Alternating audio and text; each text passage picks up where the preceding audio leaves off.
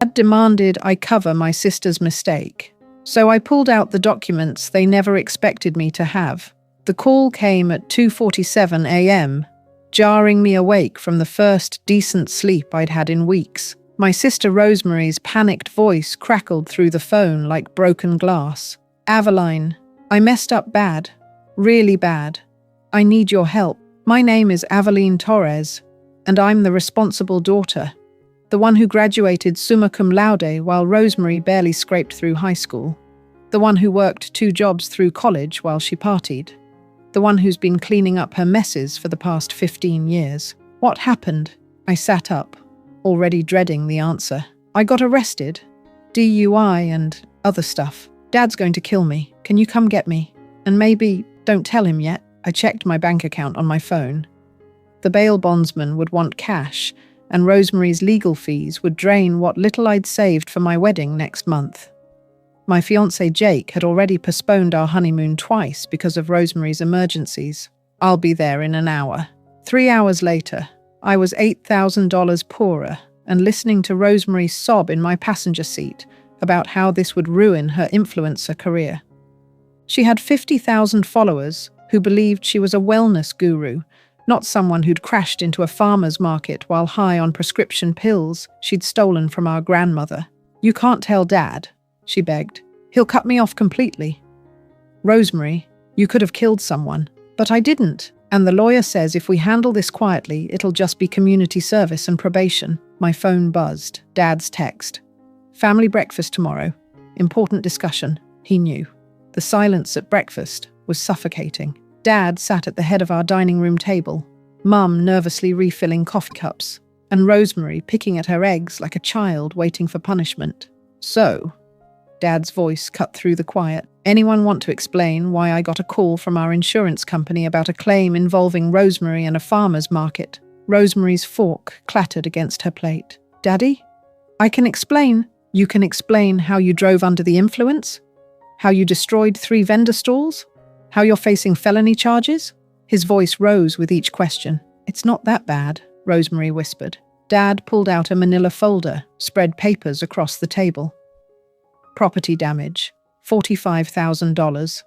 Legal fees, estimated $25,000. Increased insurance premiums, $15,000 annually for the next 5 years. I stared at the numbers, my stomach dropping. "Aveline's going to help," Mum said suddenly. "She always helps." "Excuse me?" The words came out sharper than I intended. Dad's eyes fixed on me. "You make good money at the firm. Rosemary's your sister. Family takes care of family. I already posted her bail." "This is bigger than bail, Aveline. This is about Rosemary's future, our family's reputation." Rosemary finally looked up, tears streaming down her face. "I'll pay you back, I promise. Once my brand recovers." "Your brand?" I laughed, but it wasn't funny. "Rosemary, you're facing criminal charges. Your brand is finished." "Don't say that!" She shot up from her chair. "You're just jealous because I built something from nothing while you're stuck in some boring law firm." "Enough!" Dad slammed his hand on the table. "Aveline, we need a decision. Are you family or not?"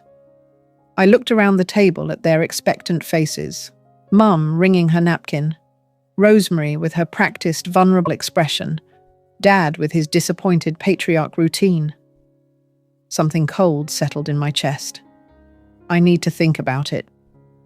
"What's there to think about?" Dad's voice hardened. "This is your sister." I stood up, my chair scraping against the floor. I said I need to think about it. Back at my apartment, Jake found me staring at our wedding invitations scattered across the kitchen counter. "Rough breakfast." He kissed my temple, and I leaned into his warmth. "They want me to pay for Rosemary's legal defense and the property damage, all of it." Jake went very still. "How much?" 70,000, maybe more. He was quiet for a long moment. "That's our house down payment, our wedding fund, everything we've saved." "I know." "What did you tell them?" that I'd think about it. Jake pulled away, studying my face. Aveline, you can't seriously be considering this. She's my sister. She's a grown woman who made a choice, a dangerous, stupid choice that could have killed innocent people. I wanted to argue, but the words wouldn't come, because he was right. Rosemary was 28 years old, and this wasn't her first mistake. It was just the most expensive one. My phone buzzed. Dad again. Need an answer by tonight. Rosemary's arraignment is Monday. I stared at the message, then opened my laptop. For the past 5 years, I'd been keeping detailed records of every loan, every bailout, every emergency that had required my financial intervention. It started as a way to track what Rosemary owed me. Now it looked like evidence. What's that? Jake peered over my shoulder. Every time I've helped Rosemary, every dollar, every excuse, every promise to pay me back. Jake scrolled through the spreadsheet, his expression growing darker.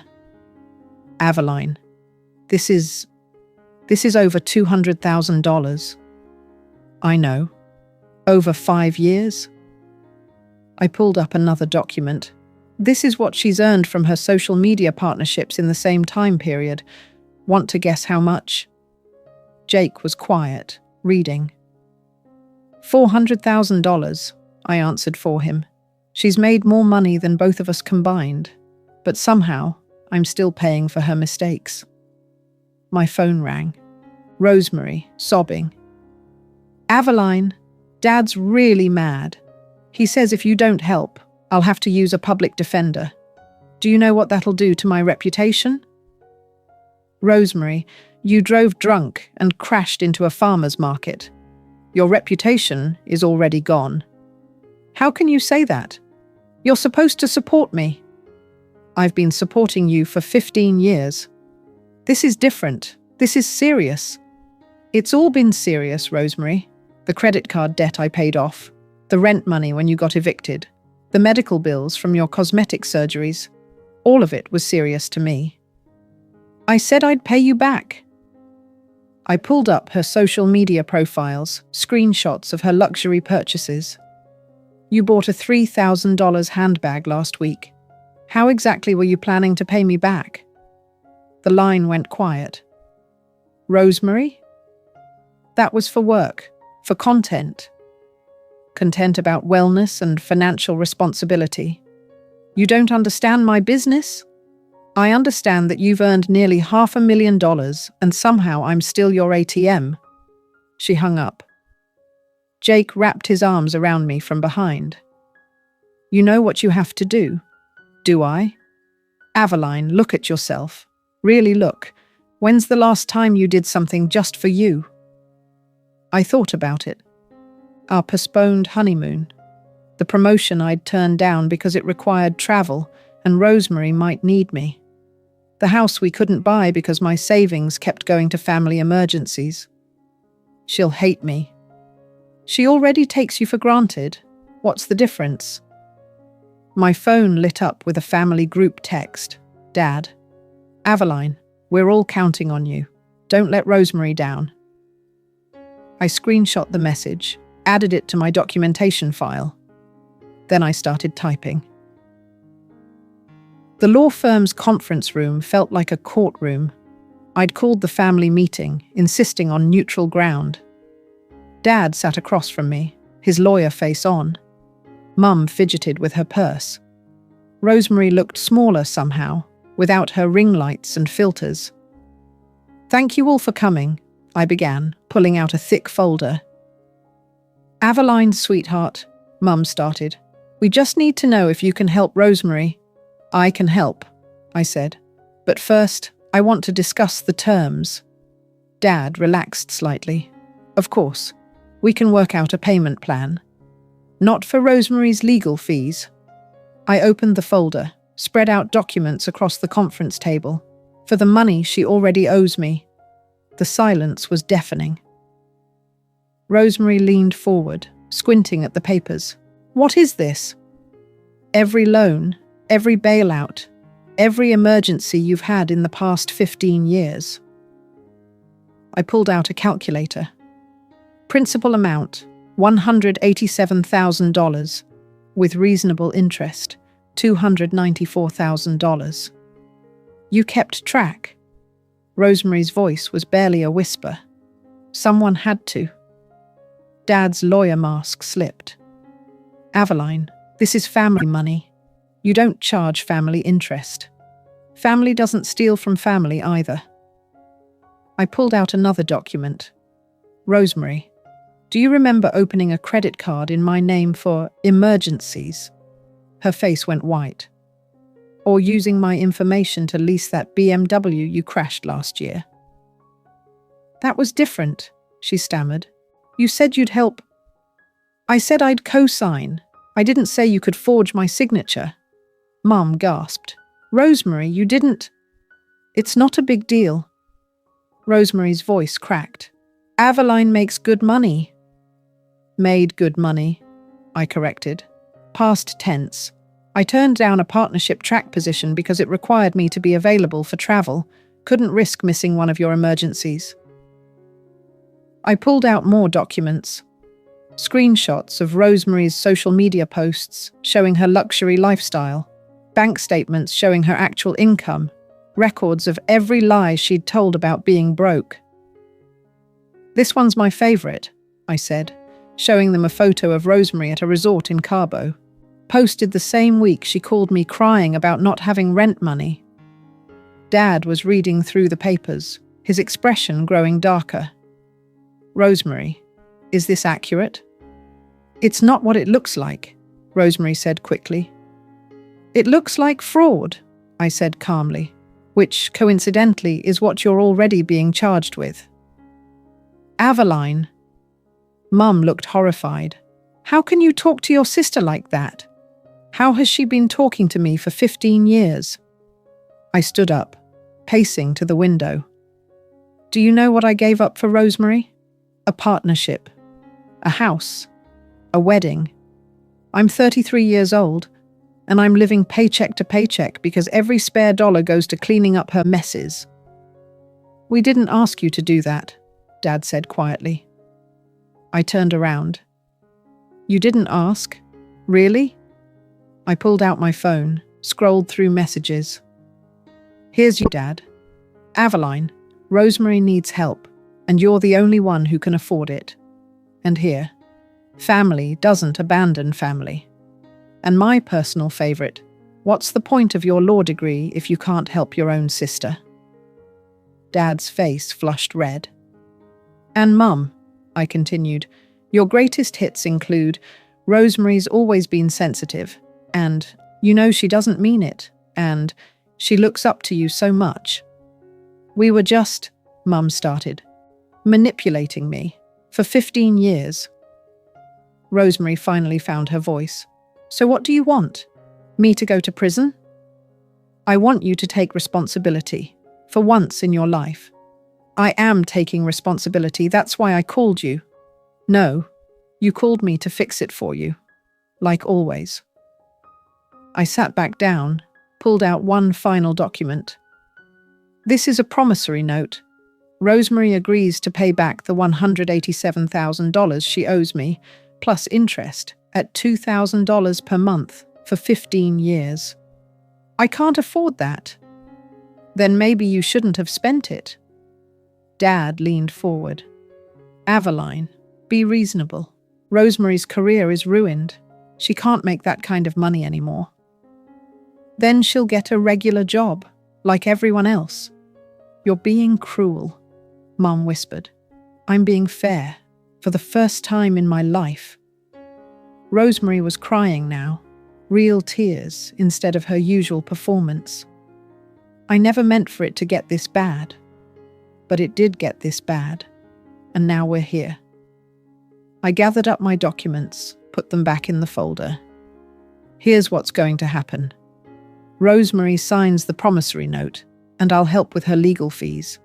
She doesn't sign. She handles this herself. And if I can't pay, then I'll garnish your wages, or sue for fraud. Your choice. The room was silent, except for Rosemary's sniffling. Dad finally spoke. "You'd really do this to your own sister?" "I've been doing it for 15 years. I'm just changing the terms." Rosemary reached for the pen with shaking hands. "Where do I sign?" 3 months later, Rosemary was sentenced to community service and probation. She'd gotten a job at a local fitness center, started living within her means for the first time in her adult life. She was actually happier, more grounded. "I never realized how exhausting it was," she told me over coffee. "Always living beyond my means, always needing rescue." "The promissory note?" I asked. "No, the lifestyle. Always pretending everything was perfect when it was falling apart." She'd been making her payments religiously, $2,000 a month, plus an extra $500 when she could afford it. "I want to pay you back faster," she said. "I calculated how much interest I'll pay over 15 years. It's substantial. Debt usually is. I'm sorry, Aveline, really sorry." I studied her face, looking for the manipulation I'd grown so accustomed to, but there was none. Just genuine remorse and something that looked like maturity. "I know you are. Are you ever going to forgive me?" "I'm working on it." My phone buzzed. Jake, sending photos of the house we'd finally bought with our combined savings and Rosemary's initial payments. Nothing fancy, but it was ours. "Your wedding was beautiful," Rosemary said suddenly. "You weren't invited." "I know. I watched Mum's Facebook live stream." She smiled sadly. "You looked happy." I was happy. "Are you happy now?" I thought about it. The house, the job promotion I'd finally accepted, the relationship with Jake that wasn't constantly interrupted by family crises. "Yeah," I said. "I am." Rosemary nodded. "Good. You deserve to be happy." "So do you, Rosemary, but not at everyone else's expense. I'm learning that." We sat in comfortable silence for a while, watching people walk by on the street, normal people with normal problems. "Aveline, yeah, thank you." "For what?" "For not giving up on me, even when you should have." I looked at my sister. Really looked at her. 28 years old, working a regular job, paying her own bills, taking responsibility for her mistakes. It had taken a criminal charge and a mountain of debt, but she was finally growing up. "You're welcome." And Aveline, "Yeah, I'm proud of you, for standing up to all of us, for choosing yourself." Coming from Rosemary, those words meant everything. My phone lit up with a notification. Another $500 payment from Rosemary with a note. "Extra payment. Thanks for believing I could change." I smiled, pocketing my phone. Sometimes the best gift you can give someone is the chance to prove they're better than their worst mistakes, even if they have to pay interest on the lesson.